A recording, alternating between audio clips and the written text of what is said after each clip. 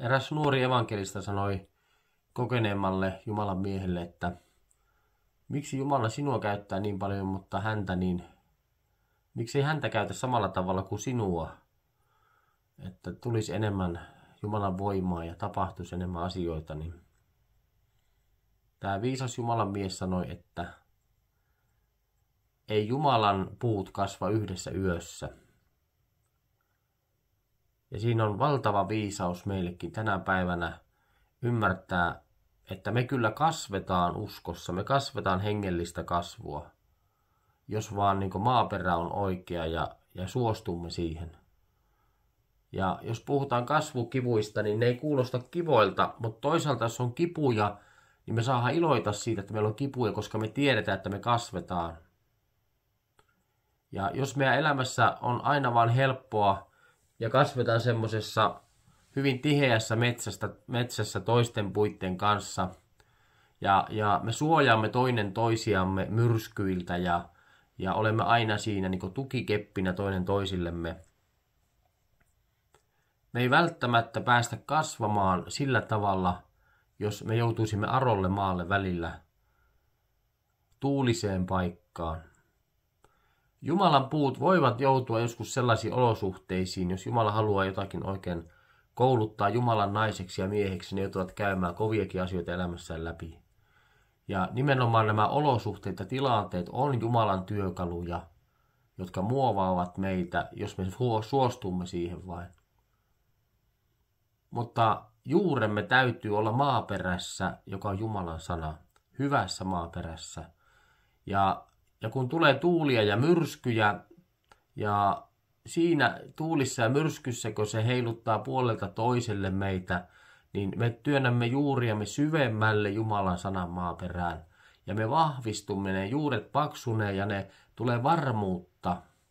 Eihän Raamatussa turhaan sanota, että tehkää kutsumisenne ja valitsemisenne lujaksi, veljet, sillä jos sen teette, ette koskaan lankea.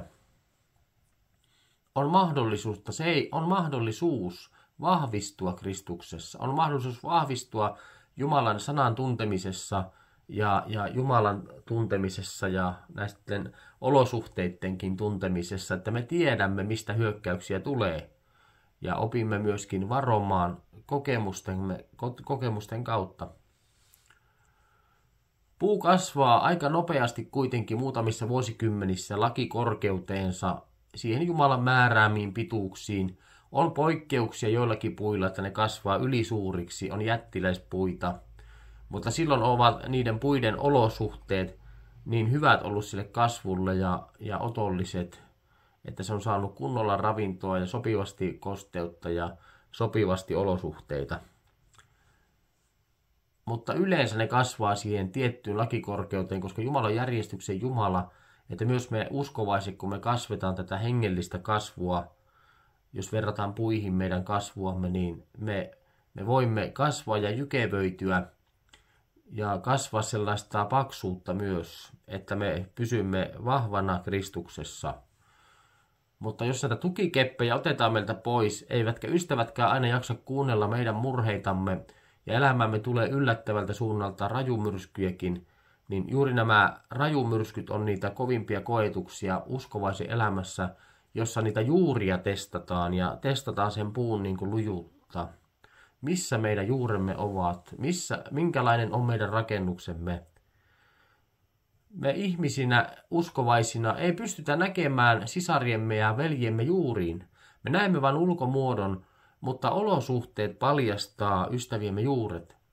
On sellainen vanha sanonta, jos tahdot tietää lähimmäisesi sydämen, lähde hänen kanssaan matkalle.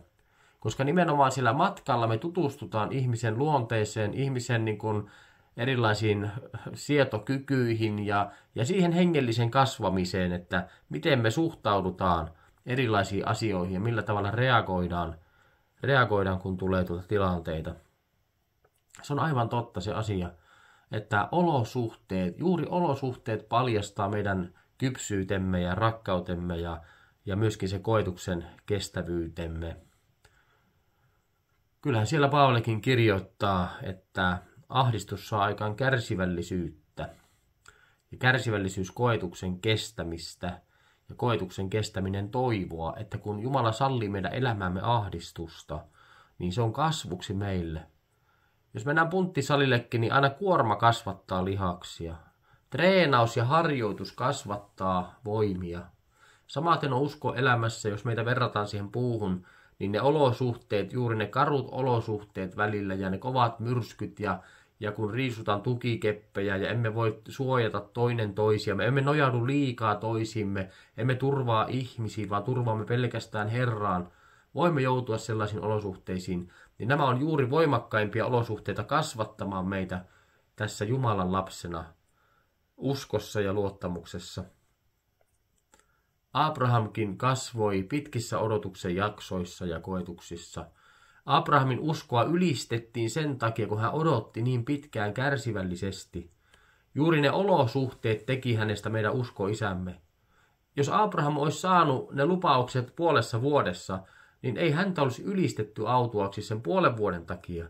Mutta nimenomaan se aika ja ne pitkät odotukset ja olosuhteet ja iän tuleminen omaan kehoon ja ruumiiseen teki tästä uskosta niin kuin voimallisen ja väkevän, koska hän silti uskoi Jumalaan, vaikka hänen kehonsakin oli heikentynyt ja huonontunut ja saaran kohtu jopa kuivettunut siinä iässä, kun oli 100 vuotta ja muuta. Odotukset ja pitkät koetukset ja myrskyt ovat monesti Jumalan työkaluja, kun hän haluaa tehdä meistä Jumalan miehiä ja naisia. Ei Jumalan puu kasva yhdessä yössä, sanoi tämä Jumalan mies tälle nuorelle evankelistalle. Ja se oli tälle evankelistalle suuri apu hänen elämässään, ja hän on itse siitä todistanut. Ja se on myös minua siunaa, että me muistetaan se, että meidän isämme on myös se isä, joka meitä kurittaa ja meitä kasvattaa. Ja erässä laulussa sanotaan, me saamme kasvaa. Kun sanotaan Raamatussa, että jokainen istutus, jota minun taivaallinen isä ei ole istuttanut, on revittävä juurineen irti. Mutta nämä juuret, jotka meillä kasvaa Jumalan hyvässä sanan maaperässä, niitä tahtoisi vihollinen repiä meiltä irti. Ja tahtoisi aina, että me emme juurtuisi sinne syvemmälle Jumalan sanaa. Kun tulee koetuksia tai taisteluita tai ahdistuksia, niin vihollinen haluaa, että me alkaisimme syyttämään toinen toisiamme ja itseämme ja Jumalaa niistä vaikeuksista. Ja alkaisimme narisemaan ja nutisemaan ja kapinoimaan, lyömään hanskat tiskiin. Muistan itsekin nuorena uskovaisena, että kuinka monta kertaa minä ihan konkreettisesti löin hanskat tiskiin, kun tuli vaikeuksia. Ja sanoin Jumalalle, että eihän Jumalan lapsilla voi tämmöisiä vaikeuksia olla. Jos kerta Jumala on minun isäni, niin miksi ei Jumala napsauta vaan sormia, niin sitten nämä vaikeudet menee ohi. Miksi Jumala antaa minun kitua tässä vaikeudessa? Miksi ei hän ota pois tätä vaikeutta? Mutta vasta kun kasvoi tässä uskon tiellä pikkuhiljaa askel kerralla virheitten ja monta kertaa löi päätä seinään ja muuta, niin alkoi ymmärtämään pikkuhiljaa enemmän ja enemmän näistä asioista. Ei koskaan niin paljon, että voisi tänään sanoa, että minä olen niin viisas tänä päivänä. Vaikka Raamattu sanoo, että viisas mies turvaa Herraan. Siinä punnitaan meidän viisautemme, että mihin me turvaamme niissä vaikeuksissa. Turvaammeko me Jumalan sanaan vai alammeko me kapinoimaan lihanmielisyydessä Jumalaa vastaan. Mutta me saamme kasvaa ja jos me suostumme Jumalan väkevän käden alle, että hän ajallansa meidät korottaisi. Kasvetaan ja annetaan toistenkin kasvaa ja kasvetaan Jumalan kunniaksi, Jumalan puina, Jumalan tammina ja ollaan sitten missä kasvuvaiheessa tahansa, niin työnnetään niitä juuria yhä syvemmälle Jumalan sanan totuuteen, sillä me emme voi mitään totuutta vastaan, vaan ainoastaan totuuden puolesta. Ja Psalmissa 119:133 sanotaan, että tee minun askeleeni vakaviksi sanallasi, äläkä suo minkään vääryyden minua hallita. Ja myös Psalmissa 119:130 sanotaan, että kun sinun sanasi avautuvat, antavat ne yksinkertaiselle ymmärrystä. Jumalan sana on meidän luotilankamme ja ohjekirjamme, ja se on myös se kaksiteräinen miekka, joka tunkee lävitse ja erottaa sielullisen ja hengellisen ja erottaa totuuden valheesta ja valheen totuudesta. Aamen.